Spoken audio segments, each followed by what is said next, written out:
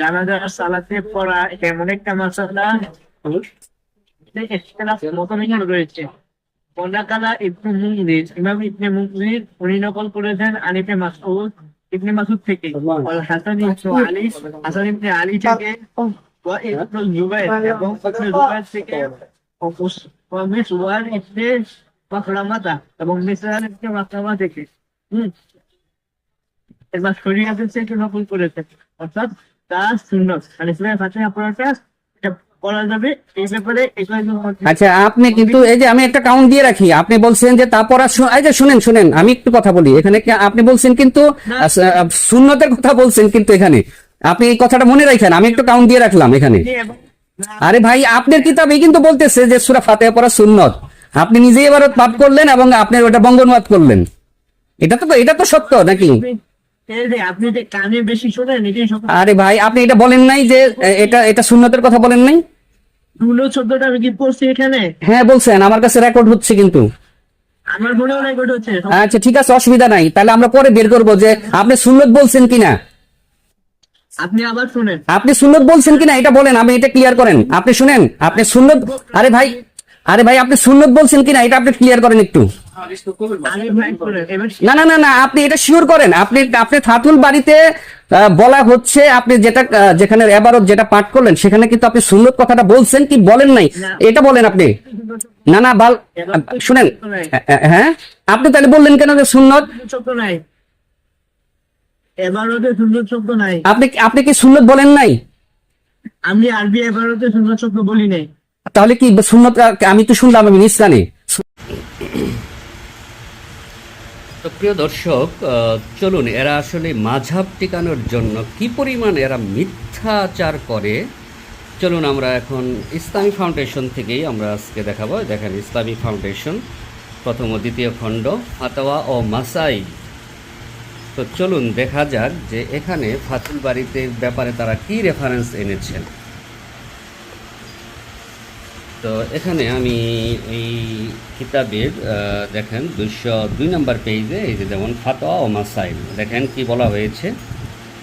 হজরত আবু ওমামা ইবন সাহল রাদিয়াল্লাহু আনহু হতে বর্ণিত, তাকে নবী সাল্লাল্লাহু আলাইহি ওয়াসাল্লামের জৈনিক সাহাবী এ খবর দিয়েছেন যে জানাজা নামাজের সুন্নত হলো, এই যে দেখেন জানাজা নামাজের সুন্নত হলো ইমাম প্রথমে তাকবীর বলবে, এরপর অনুচ্চ স্বরে ফাতিহা পাঠ করবে। আচ্ছা, অতঃপর নবী সাল্লাল্লাহু আলাইহি ওয়াসাল্লামের দুরূদ পাঠ করবে। জানাজা নামাজের তাকবীর সমূহের পরে নিষ্ঠার সাথে দোয়াগুলো পাঠ করবে। এগুলোতে কোনো কেরাত পাঠ করতে হবে না। তারপর নিজের মনে মনে সালাম দিবে। এই যে দেখেন, আমি এই কথাটাই তাকে বলতে চেয়েছি যে ফাতুল বাড়িতে, এই যে দেখেন এখানে বারে বারে বলা হয়েছে ফাতুল বাড়িতে হাদিস সম্বন্ধে বলা হয়েছে হাদিসটির সনদ সহি। দেখেন এরপরে দেখেন আরও আছে, হজরত তালহা ইবনু আবদুল্লাহ রাদিয়াল্লাহু আনহু বলেন, একবার ইবনু আব্বাস রাদিয়াল্লাহু আনহুর সাথে আমি জানাজার নামাজ আদায় করলাম। তখন তিনি এতে ফাতিহা পাঠ করলেন এবং বললেন, এটি পাঠ করা সুন্নত। দেখেন, এটি পাঠ করা সুন্নত। তো এখানে দেখেন, আমি কিন্তু এজন্যই বলছিলাম যে তিনি যে একটা জিনিসটা হাইড করেছেন যে ফাতুল বাড়িতে নাকি তিনি এখানে যেটা বলা হয়েছে যে হাদিসটির সনদ সহি, এবং এটা কিন্তু ফাতুল বাড়িতেও এখানে এসেছে এটা সুন্নত।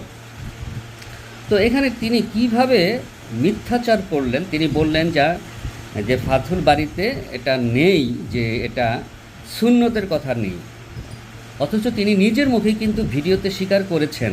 হ্যাঁ, তিনি নিজের মুখেই ভিডিওতে স্বীকার করেছেন সুন্নত, আবার পরবর্তীতে বলতেছেন যে না, আমি সুন্নতের কথা বলিনি। অথচ দেখেন এখানে কিন্তু ফাথুল বাড়ির এখানে কিন্তু রেফারেন্সটাই আনা হয়েছে এবং বলা হয়েছে যে হাদিস সম্বন্ধে বলা হয়েছে হাদিসটি সনদ সহি। তাহলে দেখেন এরা কিভাবে এই যে এখানে কিন্তু সূরা ফাতিহা পাঠ করবে, হ্যাঁ এটাও দেখেন অনুচ্চ স্বরে সূরা ফাতিহা পাঠ করবে। এখানে ফাথুল বাড়ির রেফারেন্স তারা এনেছেন এবং বলেছেন যে হাদিসটি সনদ সহি। আমি আরেকটু উল্লেখ করতে চাই, যেমন উপরোক্ত বর্ণনা দুটিতে এখানে এটাও বলা হয়েছে যে উপরোক্ত বর্ণনা দুটিতে বর্ণনাকারীদের সুন্নাহ থেকে কথা থেকে জানাজার নামাজে সূরা ফাতিহা পাঠ করা রাসূল সাল্লাল্লাহু আলাইহি ওয়াসাল্লামের সুন্নত বোঝানো হয়েছে, রাসূল সাল্লাল্লাহু আলাইহি ওয়াসাল্লামের সুন্নত বলা হয়েছে। তাই তাদের মতে সূরা ফাতিহা পাঠ করতে হবে। চিন্তা করেন, এখানে কিন্তু আমি এই বারে বারে বলছি যে দেখেন ফাথুল বাড়ির এখানে কিন্তু তারা রেফারেন্স এনেছে, আর অথচ তিনি বলতেছেন যে তিনি কিন্তু নিজের মুখেই বলেছেন যে ফাথুল বাড়ির থেকে তিনি যখন রেফারেন্স দিচ্ছেন তখন কিন্তু তিনি বলতেছেন যে আমি এটা সুন্নত বলিনি। তাহলে আমি এখন কার কথা বিশ্বাস করব বলেন? তিনি একবার বলতেছেন, তিনি নিজেই কিন্তু স্বীকার করেছেন যে এটা সুন্নত, তারপরে আবার তিনি পেশাইয়া বলতেছে যে আমি সুন্নত বলিনি। চিন্তা করেন তাদের মাঝহাব টিকানোর জন্য তারা কি পরিমাণ মিথ্যার আশ্রয় নিতে পারে। তো আমার কাছে এই কিতাবটি আছিল দেখেই আমি একে ধরিয়ে দিতে পারলাম, ফাতোয়া ও মাসাইল, আপনারা দেখে নেবেন, ইসলামী ফাউন্ডেশন। এখানে কিন্তু ফাথুল বাড়ির রেফারেন্স আনা হয়েছে, তিনি নিজের মুখেও কিন্তু স্বীকার করেছে। তারপরে পরিবর্তিতে তিনি বলতেছে কি যে না আমি সুন্নত বলিনি। চিন্তা করেন, একবার তিনি সুন্নত বলতেছেন, নিজের কথাই ধরা খেয়ে যাচ্ছেন, তারপরে সেই জিনিসটাকে তিনি হাইড করতেছেন। এই হলো অবস্থা।